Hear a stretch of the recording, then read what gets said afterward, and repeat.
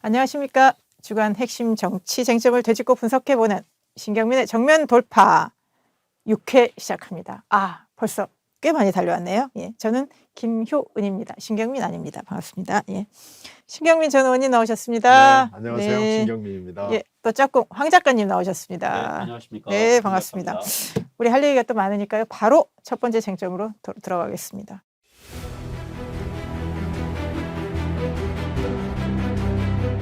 요즘 인사가 만사라 그러죠. 모든 거를 결정한다, 중요하다는 뜻인데 윤석열 정부의 인사, 과연 이게 만사인지, 모든 거를 망치고 있는 망사인지 정권 초기에 참 걱정이 많습니다. 왜냐? 안보실장이 갑자기 교체됐습니다. 우리 보통 대통령실에서 핵심 참모가 비서실장하고 안보실장이죠. 전에는 이제 보통 비서실장이 총괄하는 체제였던 것 같은데 요즘 약간 투톱이라 그래서 안보실장이 외교, 안보, 정보의 총사령탑이 되었습니다.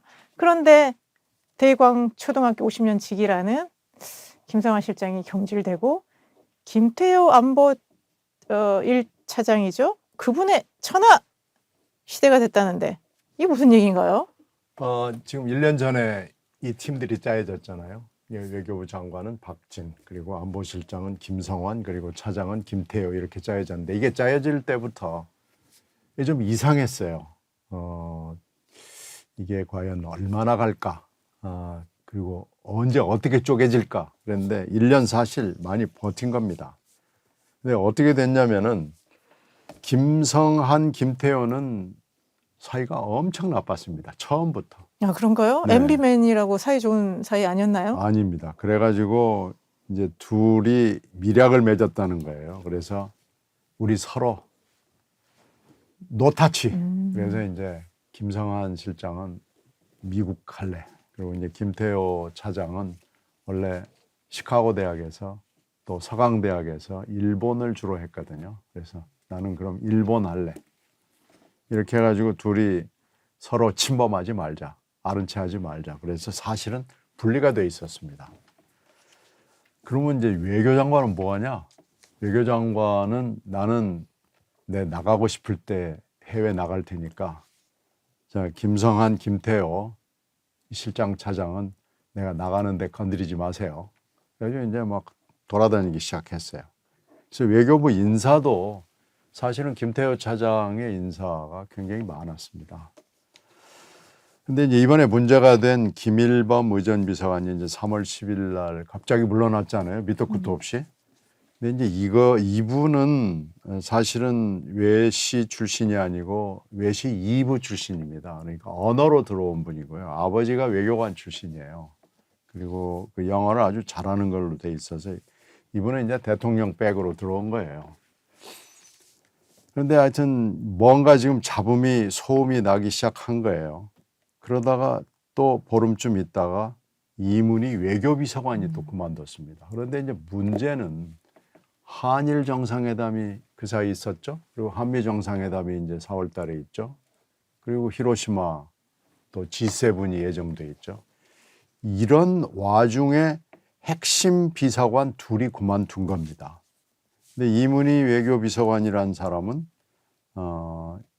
그 김성한 실장의 측근이에요.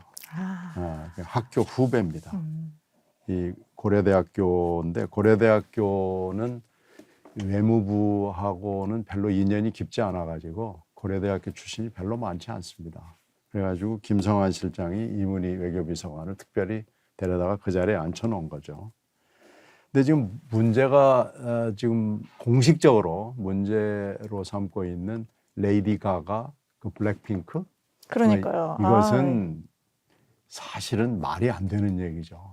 이걸로 무슨 외교 라인 다 바꾸고 더군다나 장관급 안보실장까지 그 3월 달에 이렇게 다 날려보내는 이런 건 있을 수가 없는 거예요. 그러니까 이번에 블랙핑크 홍보 제대로 했습니다. 블랙핑크가 근데 원래 유명한 사람이더라고요. 예, 그러니까요. 근데 우리조차 이번에 더 관심을 가질 정도가 됐으니까. 블랙핑크의 그 주전 멤버는 보니까 팔로워가 9,700만?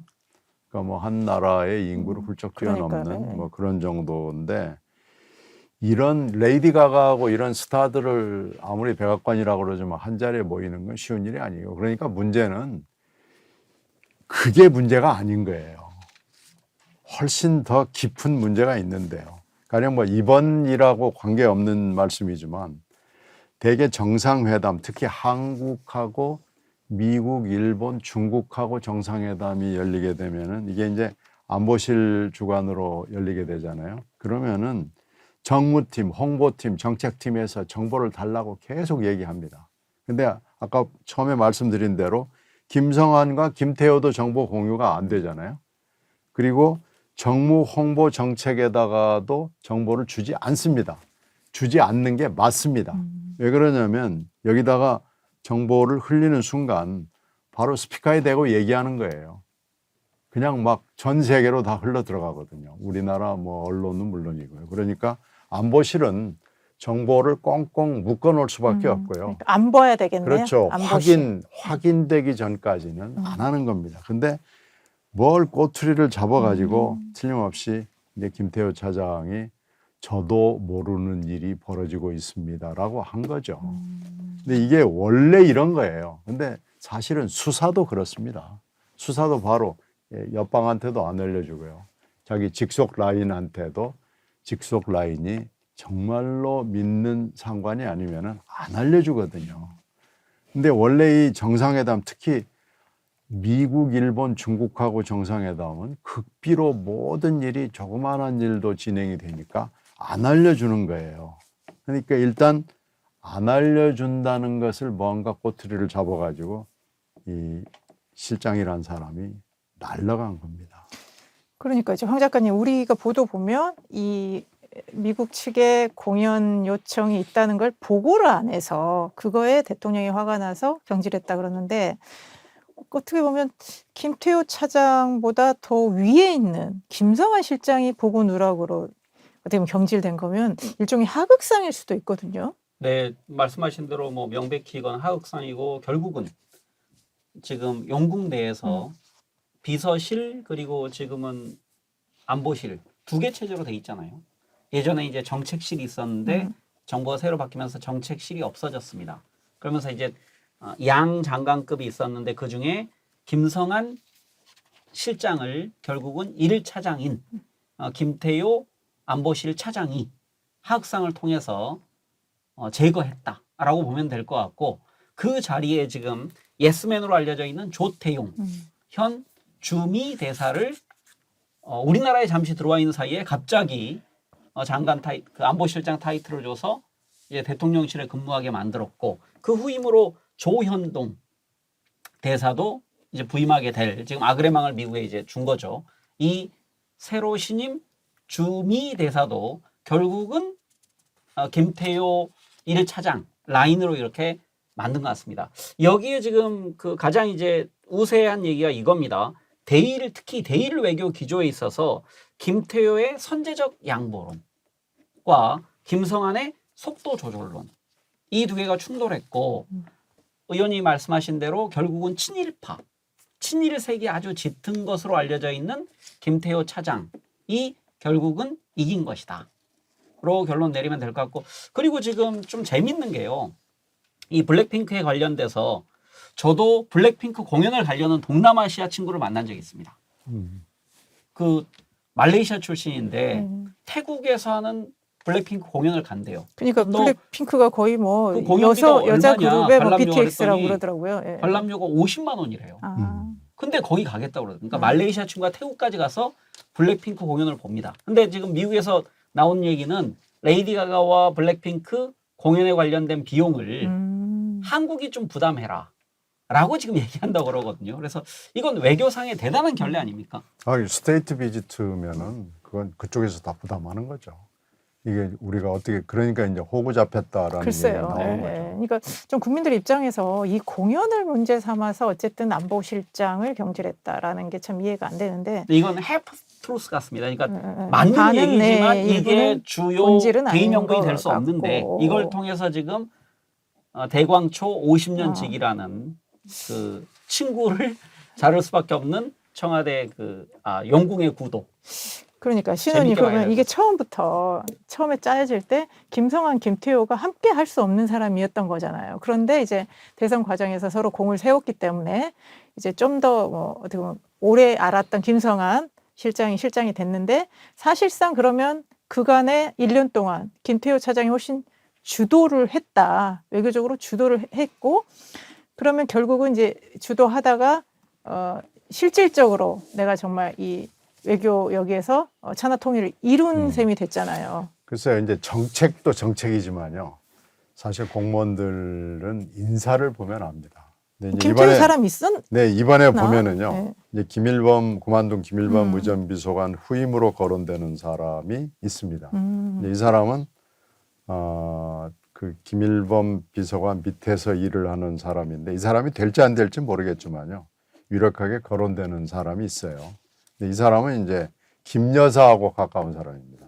그리고 이문희 외교비서관 교체하자마자 바로 들어온 사람은 이충면이라는 분인데 이분은 김태효의 사람입니다. 아하. 그리고 이제 조태용은 누구의 사람이라기보다는 모든 사람한테 다 잘하는 그러니까 이 외교부의 그 예스맨 서열에 들어가는 그 카테고리에 들어가는 분이기 때문에 이 조태용 지금 이제 실장이죠. 실장은 왜 자기가 여기에 왔는지를 너무나 잘 알기 그러면 때문에 김태효 차장 입장에서는 딱 좋은 인사네요. 그렇죠. 김태효 차장의 얘기를 듣지 그냥 않을 수 없는 없는 실장이 될 거예요. 그리고 조현동 차관 주미대사로 내정된 조 차관은 김태효의 사람입니다. 그러니까 이제 일단은 외교 라인이 영궁의 외교 라인은 김태효 라인이 된 거예요. 그리고 그 사이에 박진 장관은 외유장관이었기 때문에 그 보직 좋네. 인사를 신경도 쓰지도 않았고 인사를 하려고도 생각을 하지 인사했다가 않았다는 날라가죠. 거죠. 근데 이제 여기서 중요한 문제는 앞으로 그럼 외교의 방향이 어떻게 되는 거냐죠. 그러니까 뭐 김태효 1인 천하 통일을 한 건 뭐 그렇다고 칩시다. 이건 뭐 힘의 균형이니까. 그럼 이제 앞으로 외교 방향은 어디로 가는 것이냐. 김태효의 외교관은 무엇이냐.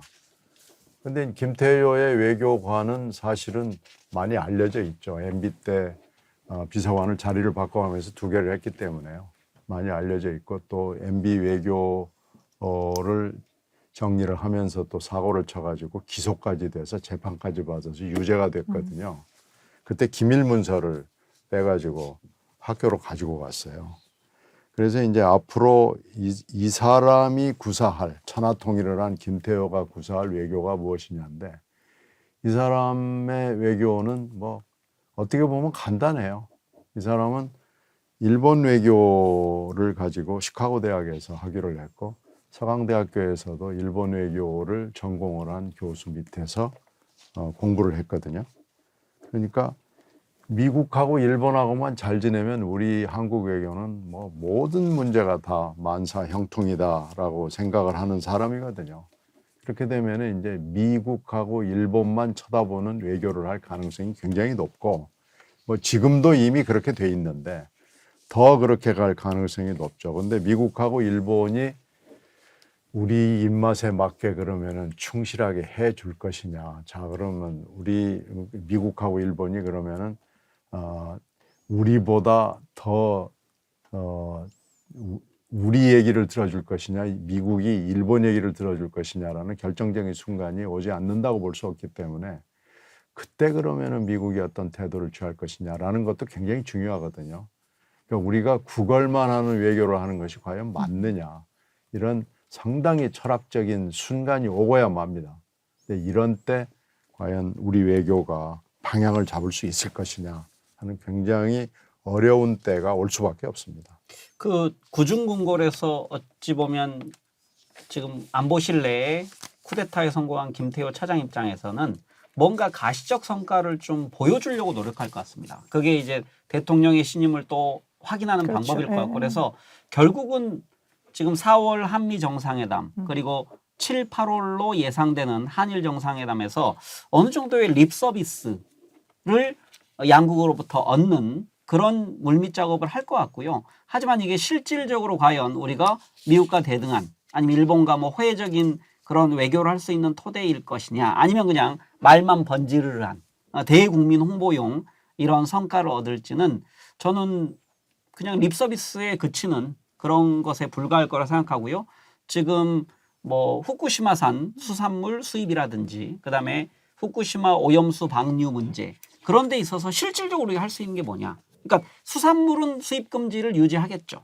하지만 오염수 방류에 대해서는 과연 국가적으로 어떤 능력을 발휘할 수 있느냐. 거기에 뭐 IAEA라는 국제기구를 내세워서 일본이 방류를 강행하려 하는데 이걸 막을 수 있는 과연 우리의 외교력이나 힘이 있을까? 아니면 다른 나라와의 역학적인 관계, 뭐 대양주에 있는 국가 아니면 미국이나 중남미에 있는 국가를 이용할 능력이 과연 있을까? 거기에 대해서는 대단히 회의적입니다. 그러니까요. 참 외교가 걱정이고 그걸로 인해서 윤석열 대통령 지지도도 굉장히 안 좋습니다. 윤석열 대통령이 지난주에 좀 이색적인 모습을 보여줬어요. 쭈꾸미 철이 돌아왔는 줄 알았더니 프로야구 철이 돌아왔더라고요. 윤석열 대통령이 프로야구 개막식에 시구를 했습니다. 그런데 언론에서 좀 과하게 칭찬을 하는 거예요. 무슨 돌직구, 직구도 아니고 뭐 직구 정도 그 정도면 일반인들이 잘 던졌는데 뭐 일부 지지자들은 선동열이 던졌던 그 얼굴 표정하고 비슷했다. 정말 일찍이 선동열을 좋아했던 제 입장에서는 좀 수용하기 어렵습니다. 그런데 왜 갑자기 대통령이 지난주에 막 시구하고요, 순천만 정원박물관 박물관인가요? 하여튼 개막하는 데도 갔고요. 그리고 대구 서문시장에 가서 너무 간절하게 막 지지를 호소하는 모습을 좀 보면서 지금 대통령이 왜 그럴까? 황 작가님 어떻게 보셨어요? 야구 팬으로서. 허구현 총재가 이런 얘기를 했습니다. 역대급 돌직구라고 칭찬을 했어요. 근데 스트라이크 존에 들어가긴 들어갔더라고요. 좀 높았어. 네. 근데 이제 윤석열 대통령이 좀 봐주세요. 법대 재학 시절에 야구 동아리에서 활동했다고 합니다. 그리고 충암고등학교 출신으로 야구에 대한 사랑이 깊다라고 하는데 허구현 총재는 왜 이런 얘기를 했을까요? 지금 KBO 내부 문제가 있거든요. 지금 KBO 직원이 관련 업체로부터 뇌물에 관련된 검찰 수사가 있습니다. 그리고 또 하나는 이번 WBC 결과가 맞아. 아주 엉망이 돼서 실은 총재 진짜. 자리가 조금 위태로운 자리예요. 게다가 일본이 우승해버렸잖아요. 네, 그래서 아마도 대통령과 좋은 관계를 네네. 유지하는 게 좋다고 생각한 것 같고요. 네. 이건 뭐 좀 차치하고요. 결국은 제 시각으로는 윤석열 대통령은 프로야구 시구하러 갔지만 4.3에 참석하지 않는 걸 통해서 내가 결국은 국민 전체를 아우르는 것보다는 나의 집토끼, 확고한 보수 쪽을 내가 결집시켜서 이걸 토대로 국정을 운영하겠다. 이렇게 가는 것이 내년 총선에 승리할 수 있는 방법이다라고 생각한 것 같습니다. 아니 근데 신 의원님 작년에는 당선자 신분으로 4.3 추념식에 참석한 걸로 기억을 해요. 근데 세게 가서 발언했죠. 이번에 또 4.3을 만약에 가면 그 지지층들이 매우 반대하나요? 글쎄 작년에 한 추념사 멘트로 봐서는 올해 이제 그건 당선인 시절이었고 올해 4.3은 이제 대통령 신분으로서 가는 첫 번째이기 때문에 아마 제주 분들이 굉장히 많이 기다렸을 것 같아요. 근데 이제 야구하고 뭐 여기저기 왔다 갔다 하느라고 4.3을 생략을 해서 그쪽 분위기는 뭐 굉장히 섭섭했을 거죠. 이제 이게 말하자면 황 작가 말씀하신 대로 한쪽을 얻으려고 하는 거고 한쪽을 포기하는 이런 모습을 보여서 조금 섭섭한 거고요. 오늘 그러니까 이번 4.3에서 보면은 이제 총리하고 제주지사 출신인 지금 건교부 장관이 간 거 아니겠어요? 근데 지금 멘트들이 별로 그렇게 선명하지가 않아요. 그러니까요. 그러니까 이건 이제 보수 쪽에서 4.3을 바라보는 시각이 별로 그렇게 유쾌하지 않다고 보는 거죠. 그쵸. 내가 갔을 때 받을 여러 가지 상처가 있다고 지금 보는 맞아요. 거죠. 게다가 그래서 요즘 한쪽을 지금 포기한다는 네. 느낌을 주는 거예요. 게다가 요즘 또 이쪽에서 자꾸 이승만 띄우기를 하고 있기 때문에 네. 이게 좀 모순이 된다라고 볼 수도 있을 것 같아요. 결론적으로는 이제 국가 통합적 리더십보다는 내가 정파의 리더가 되는 것이 총선에 유리하다고 보는 것 같고요. 또 하나는 지금 최근에 여론조사가 2개가 나왔습니다. 리얼미터 기준으로는 이제 정당 지지도를 볼 때 민주당이 47이 나왔고요. 국민의힘이 37이 나왔습니다. 대통령 지지도도 역대 30, 역대 취임 이후의 최저다. 최저를 갱신했다. 이런 여론조사 나왔기 때문에 아마도 지금 한일 정상회담 이후에 악화된 여론, 이걸 회복하는 방법, 자기가 원값을 회복하는 방법은 자기 지지층 결집으로 본 것 같고요. 그 다음에 주목할 부분이 갤럽 여론조사인데요. 여기선 양당의 지지율이 거의 동률로 나왔습니다. 33으로. 그리고 무당파가 지금 27에서 31로 늘었거든요.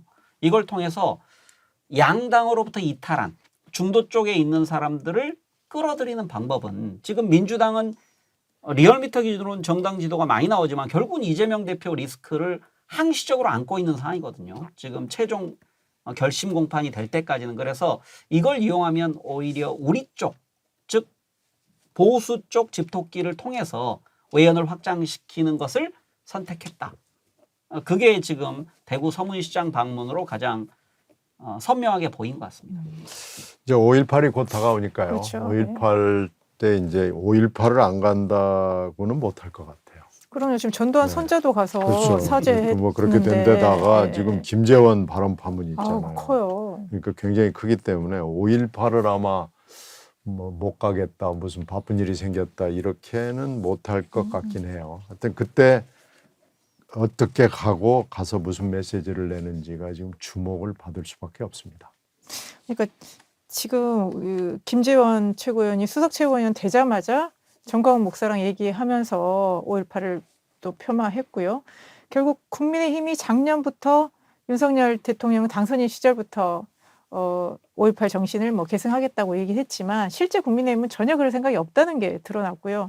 지금 또 점입 가경이 갑자기 정광훈 목사와 또 홍준표 네. 시장이랑 또 서로 막 이렇게 그렇죠. 싸우는 거예요. 그러면 전두환이 잠잠하니까 다시 또 전광훈 목사가 나타나서 뭔가 우리 사회 끊임없이 이제는 이념이라고도 말하기 어려운 완전히 극단의 논리를 가지고 얘기를 하고 있는데, 정광훈 목사는 그런 생각을 갖고 있는 거 아니잖아요. 내가 광장에서 내가 싸웠기 때문에 윤석열 정부 탄생한 거 아니냐, 이런 생각을 갖고 있는 생각도 들어요.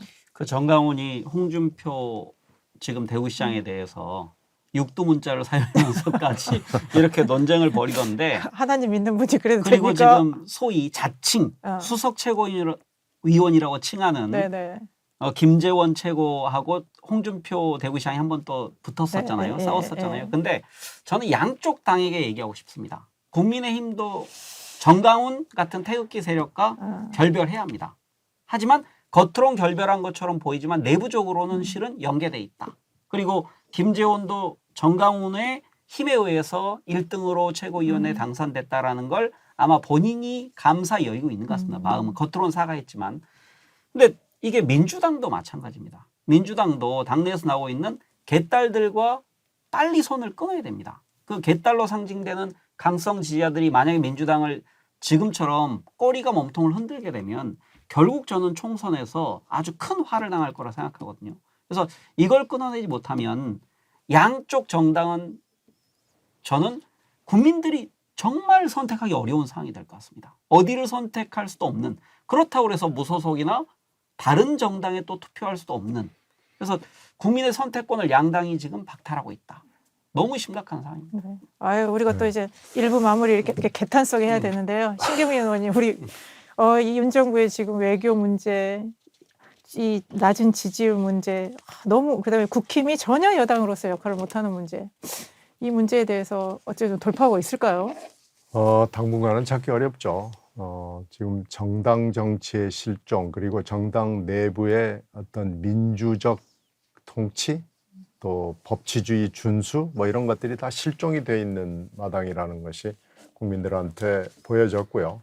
더군다나 지금 집권이 1년이 이제 돼가는 윤석열 정부가 외교에서 보여준 이런 어떤 참상이라고 그럴까요? 이런 질서 없음, 이건 아마 국민들이 매우 불안할 것 같아요. 그래서 이것을 조속히 윤석열 정부도 그렇고요, 여도 그렇고 야도 그렇고 뭔가 지금 틀을 잡아야 되는 중요한 시점으로 접어들고 있고요. 무당파들이 이렇게 급증하는 이유는 이런 판단의 발로지 그냥 우연히 이렇게 된 게 아닙니다. 그러니까 지금 누가 잘하나 경쟁이 아니고 누가 덜 못하나의 경쟁으로 가는 한국의 정당 정치에 한계점으로 지금 점점 들어가고 있다. 이게 비등점으로 들어가고 있는 거 아닌가라는 걱정이 있습니다. 이걸 타개하기 위해서 저희들도 열심히 한번 지혜를 모아보도록 하겠습니다. 네. 벚꽃이 만개해서 아름다운 봄날, 예. 또 우리가 새로운 정치, 정당 정치의 회복, 민주 질서의 회복을 꽃 피우길 바라면서 1부는 여기서 마치도록 하겠습니다.